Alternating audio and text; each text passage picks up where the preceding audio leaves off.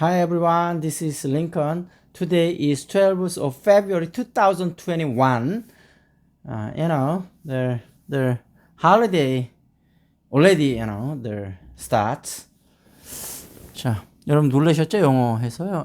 2월 11일 오전 새벽 지금 1시쯤 됐나요? 1시쯤 됐습니다. 자, 오늘 말씀드릴 거는 여러분들이 좋아하시는 셀트리온입니다. 자, 오늘은 셀트리온은 제가 벌써 여러 가지를 말씀드렸는데, 오늘은 그때 한번 이제 공매도에서 말씀드렸는데, 공매도하고 살짝 겹치기도 하고, 주 메인은 이제 그 셀트리온하고 셀트리온 헬스케어가 있잖아요. 왜 이걸 이렇게 나눠놨고, 이게 어떤 부정적인 영향을 미치면서 공매도에 타겟이 됐고, 그 다음에 이제 앞으로 그러면 어떻게 이걸 극복해? 이제 서정진 회장이 회장에서 물러나고 또 새 회사를 셀트리온하고 셀트리온 헬스케어 홀딩스를 합친다고 됐잖아요. 이렇게 합치는 게 어떤 의미가 있고 하여튼 이런 부분들을 설명을 드리면서 셀트리온 주가가 어떤 식으로 앞으로 변할 건지 그런 부분을 좀 설명을 드리도록 할 텐데, 요게 살짝 복잡하기도 하면서 좀 미묘한 문제들이 있어서 저하고 생각이 다르신 분들이 꽤 있을 것 같아요. 근데 이제 제가 말씀드리고자 하는 바는 어떤 부분이냐면, 일단 인정하셔야 될 건 사람마다 다를 수 있다. 그거를 여러분 인정하셔야 되고요. 예를 들면 제가 이야기하는 걸 들으시고 제 말이 본인하고 생각하고 다르다고 막 공격만 하지 마시고 그냥 저렇게 생각할 수도 있구나, 저런 측면도 있을 수 있다. 그러니까 그걸 제 말이 어떤 측면에서 맞을 수도 있고 저하고 반대편에 생각하시는 부분이 서로 맞는 부분도 있고 틀린 부분도 있을 겁니다. 그래서 서로 오픈 마인드로 자기 주장 중에서 좀 제대로 잘 맞는 부분은 맞는 분대로, 안 맞는 부분대로는 우리가 고민을 하면서 다시 또 생각을, 아무리 내 주장이라 하더라도 상대편이 지적을 하면 그걸 생각을 해보고 또 좀 고칠 수 있는 부분을 고치고, 아무리 생각해도 내가 맞다고 생각이 되면 다시 강하게 주장을 하면 되는 거고, 이런 부분을 생각해 보니까 내가 조금 잘못 생각됐던 부분이 있다 생각하면 그 부분을 솔직하게 말씀드리고 바꾸면 되는 부분 아니겠습니까? 그러니까 너무 본인하고 생각이 다르다고 막 공격을 하지 마시고, 그렇다고 해서 제가 다른 부분을 지적하지 말아달라 이런 뜻은 아니고, 지적을 하되 조금 오픈 마인드의 그 애티튜드로 어프로치 접근하면 좋지 않을까 하는 링컨 생각이었습니다. 그냥 제 생각입니다, 이거는. 그럼 자, 말씀드려 보도록 하겠습니다. 먼저 그 셀트리온이라는 회사는 생산을 하는 회사죠. 그리고 셀트리온 헬스케어는 판매를 하는 회사입니다. 근데 이게 좀 웃기는 게, 자, 보통은 다 예를 들면 대웅제약이든 한미약품이든 별도의 그 한미약품 헬스케어에서 이게 분리가 안 돼 있잖아요. 그러니까 제약회사는 대부분 다 판매하고 생산하는 회사가 한 회사 안에 있습니다.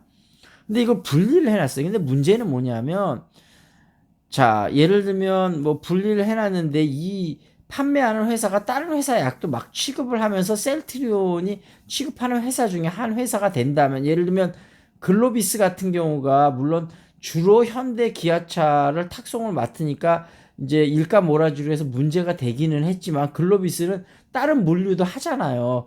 근데 셀트리온하고 셀트리온 헬스케어는 이게 뭔가 완전히, 셀트리온은 셀트리온 헬스케어로만 팔아요. 그리고 셀트리온 헬스케어는 셀트리온 제품만 팔아요. 그러니까 완전히 이걸 뭐라고 그래야 되나, 종속적인 관계인 거죠. 근데 회사는 또 다른 회사예요. 그리고 지분 관계는 아무것도 없어요. 그러니까 연결 재무제표도 만들 수 없어요. 지분 관계가 없기 때문에. 그러니까 이건 실제는 한 회사인데 완전 다른 회사예요.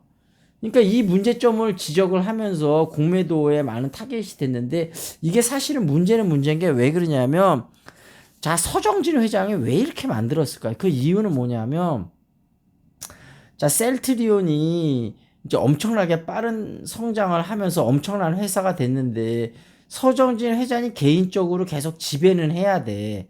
근데 문제는 지분이 너무 작으니까 지배를 할 수가 없어요. 근데 이제 외국 같으면 그때 한번 말씀드렸다시피 황금주라고 그래갖고 이 그 CEO나 뭐 창업주가 만든 한 주는 의결권이 다른 거에 10배를 행사할 수 있도록 해줘서 지분이 작아도 회사를 통제하기에는 문제점이 없도록 선진국은 그런 법률을 마련해 줬잖아요. 그러니까 이 창업자나 CEO들이 부담감을 좀 덜 느끼죠. 지분이 작아도 회사를 지배하는데 큰 문제가 없기 때문에. 근데 우리나라는 그런 제도가 없어요. 그러다 보니까 내가 아무리 회사 공영을 잘해도 적대적인 M&A 걸려서 공격을 받으면 잘못하면 회사 경영권을 넘겨줘야 되는 상황이 오거든요. 그럼 내가 평생 피땀을 흘려서 이 회사를 만들었어. 회사도 잘 경영하고 실적도 좋아. 근데 적대적 M&A에 걸려서 억울하게 회사를 넘겨주는데 선진국은 방어할 황금주라는 방어막이 있는데 우리나라는 방어막이 없어. 그러면 나라에서 방어막을 안 만들어줬기 때문에 자기가 지킬 수밖에 없는 거죠. 그러니까 서정진 회장이 머리가 좋은 사람이니까 생각을 하는 거죠.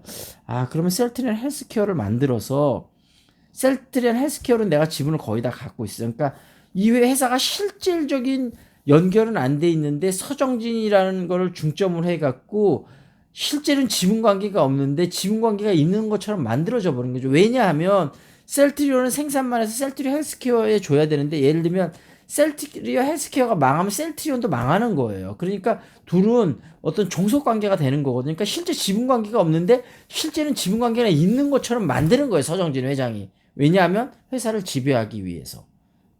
그러면 셀트리온 지분이 작아도 셀트리온 헬스케어를 통해서 지배를 할 수 있는 거죠. 그런데 그러니까 그거가 잘못된 거는 맞아요. 잔머리를 쓴 거는 맞죠. 서정진 회장이. 근데 우리가 서정진 회장을 비난만 할 수 없는 이유는 뭐냐면 선진국은 다 그런 작은 지분으로도 회사를 통치할 수 있는 그걸 만들어줬는데 우리나라는 안 만들어줬다는 거죠. 그러니까 우리나라 지금 정부나 우리나라 기업이나 우리나라 사람들이나 문제점은 뭐냐면 기업을 잘 경영할 수 있게 만들어주진 않으면서 일방적으로 기업가를 매도하고 비난하는 게 문제인 거죠. 그러니까 서정진 회장이라고 그렇게 만들고 싶어서 만들었겠어요? 방법이 없으니까 자기가 애써 피땀을 끌려서 정말 뭐 사채업자한테 신체 포기약서까지 써줬다고 하잖아요. 그런 애정과 열정과 모든 자기의 인생을 다 바쳐서 만든 회사가 그냥 엄한 사람한테 넘어갈 수도 있다는 거죠. 우리나라 제도는. 누가 그러고 싶겠어요. 그러니까 우리나라 대기업 CEO들이나 오너들이 편법을 쓰는 거죠. 왜냐하면 법적인 제도가 너무 기업가한테 불리하게 돼 있으니까. 그러니까 우리나라가 기업가에 대한 물론 기업가들이 현행법을 안 지킨 건 문제입니다. 그리고 지금 그렇다고 서정진 회장이 현행법을 안 지킨 건 아니에요. 그냥 좀 뭐라 그럴까요? 약간의 합법적인 편법을 쓴 거죠. 그러니까 합법적인 편법을 썼다고 해서 불법하고는 다른 거니까 서정진 회장을 법적으로 비난을 할 수 없을 뿐만 아니라 도덕적으로는 비난할 수 있지만 도덕적으로 비난하기에 앞서서 왜 서정진 회장이 그렇게밖에 할 수 없었는지 그걸 우리가 좀 이해를 해야 된다는 거죠.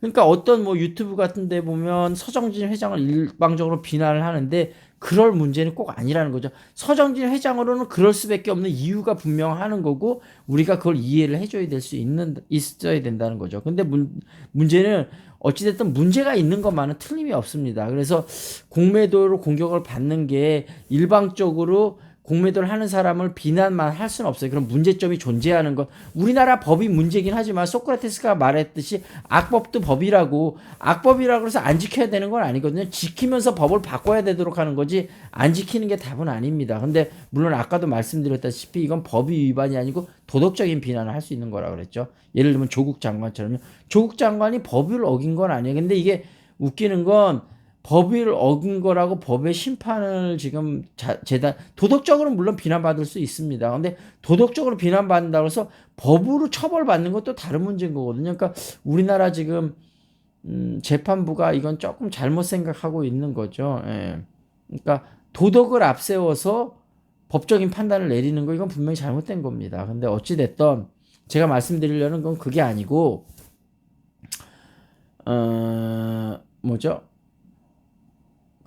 어찌됐든 그 서정진 회장의 편법이죠. 편법을 우리는 한편 이해는 해야 된다. 대신 도덕적으로 또 한편 비난을 할 수는 있다.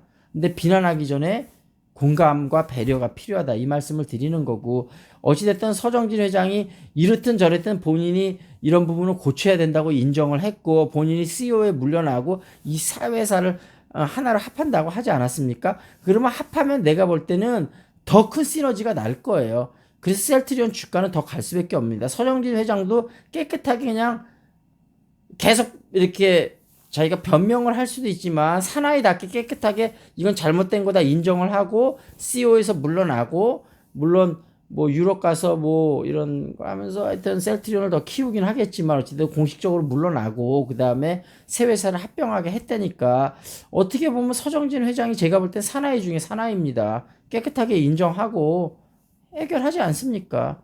그러니까 그럼에도 공매도에 이 공격을 받는다는 거는 물론 아직 이제 실현은 안 됐으니까 그렇지만 상당히 솔직히 공매도 하는 놈들이 좀 나쁜 놈들입니다. 기울어진 운동장이라고 제가 말씀드렸잖아요. 이거는 정부에서도 뭐 그냥 막말로 그냥 돈 있는 사람 편을 듣는 겁니다. 돈 있는 놈은 돈 더 벌어라. 그냥 돈이 최고다. 그냥 정부에서 공식적으로 인정해버리는 거예요. 공매도는. 근데 선진국은 물론 더 자본주의가 더 발달했으니까 인정하지만 그 선진국도 마찬가지로 돈 많은 놈 손아귀에 정부가 뭐 예를 들면 미국 같은 경우 그렇지 않습니까? 연방준비위원회에서 그 유대인들의 뭐 금융회사들부터 돈을 많이 빌리잖아요. 그러니까 실질적으로 그 미국 금융기관들이 그 연방준비위원회가 정부 기관처럼 알고 있지만 실제는 정부 기관이 아니고 그 금융기관에 대해 자기들이 만든 연합단체입니다. 근데 정부의 돈을 많이 빌려줬기 때문에 그게 마치 정부 기관인 것처럼 연준이 생각하고 있는데 실제 연준이 정부 기관이 아니고요. 그러니까 우리나라로 치면 뭐죠? 금융위원회가 아닙니다. 그러니까 금융위원회 같은 그런 역할은 실제 하고 있는데 실제는 금융위원회가 아니고 사설단체예요. 근데 정부 정책을 좌지우지하니까 이게 웃긴 일인 거죠. 그러니까 미국 정책이라고 다 맞는 게 아니고 미국의 그 연준은 완전 코미디인 겁니다. 솔직하게 보면.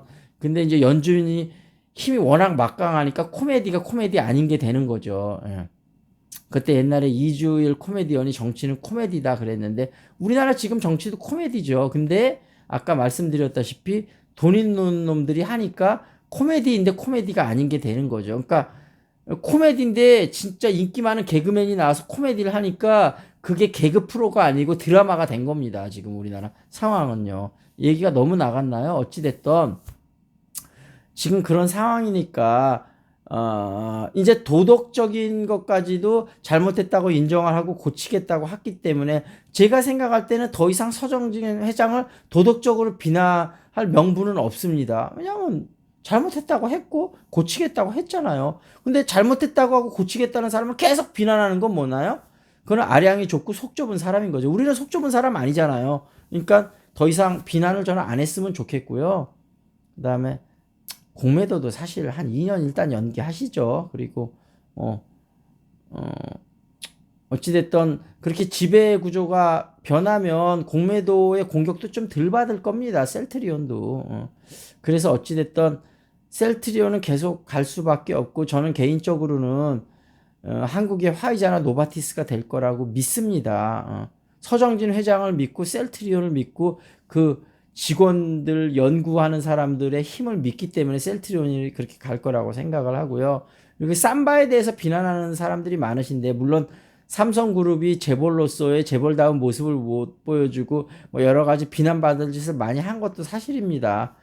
그렇지만 우리가 좀 냉정하게 봐야 될 거는 삼성이 우리나라 경제에 악영향도 많이 미쳤지만 긍정적인 영향도 많이 미친 것도 사실이거든요. 그러니까 삼바를 무조건 비난만 하지 마시고 삼바는 셀트리온 같이 우리나라의 그런 글로벌 제약회사가 될 충분한 또 역량을 갖추고 있고 셀트리온하고는 비슷한 장점들이지만 전혀 다른 장점들을 서로 갖고 있는데 삼바는 삼바 나름대로 우리 사회에 공헌할 일이 있다고 생각을 합니다.